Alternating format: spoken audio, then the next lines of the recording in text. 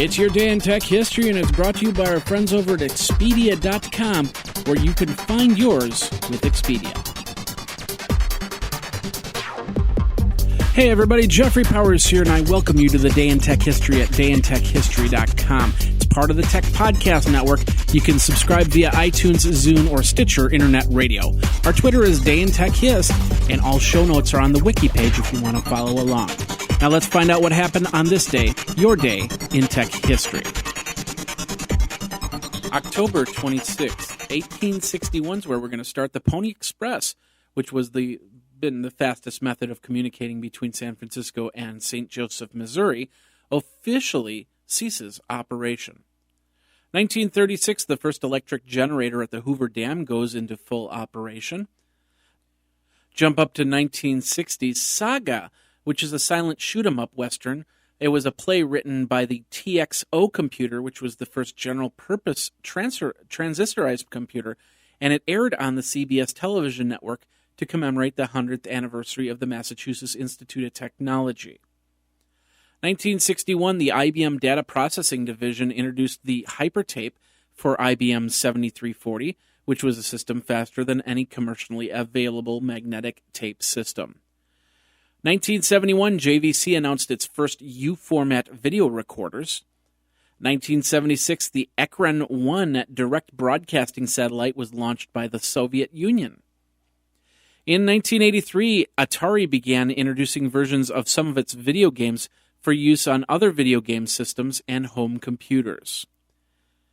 1984, Sig Hartman formally resigns as president of software from Commodore. He is among the last remaining executives that had worked there under Jack Tramiel's tutelage.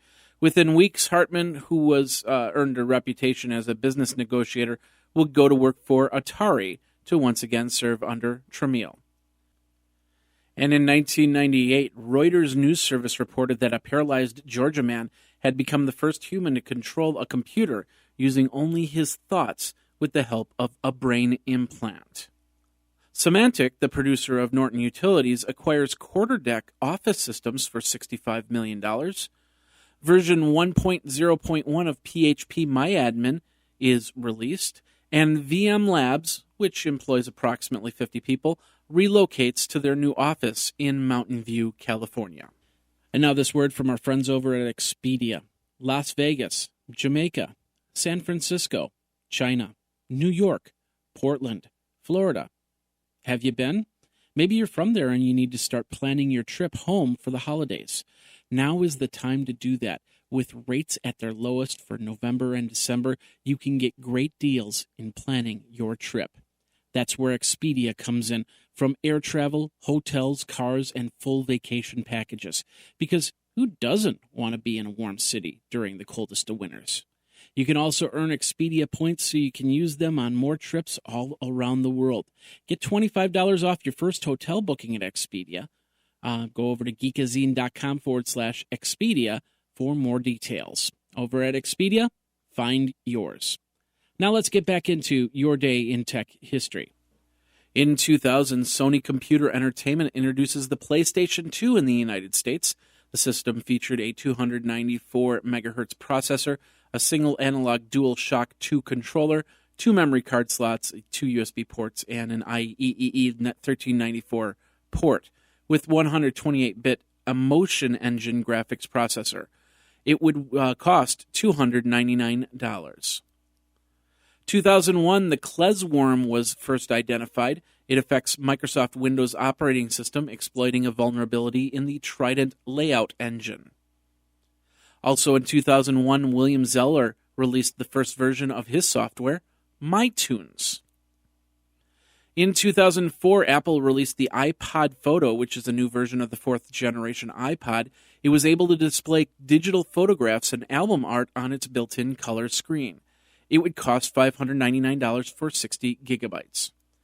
Apple also released the U2 iPod Special Edition, which was a 20 gigabyte fourth generation iPod, for $349.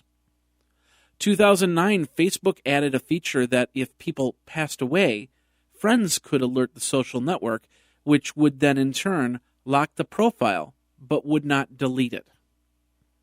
And in 2010, U.S. District Court Judge Kimba Wood ordered LimeWire to disable their download and upload features. The permanent injunction would end the peer-to-peer music sharing service. And that's your Day in Tech History. My name is Jeffrey Powers, www.dayintechhistory.com. All the show notes are over at wikizine.com, Geekazine's wiki. And, of course, you can like the Facebook page and follow Twitter at Day in Tech Hist. Until tomorrow, take care. Day in Tech History is copyright 2014 JMP Enterprise and Geekazine.com.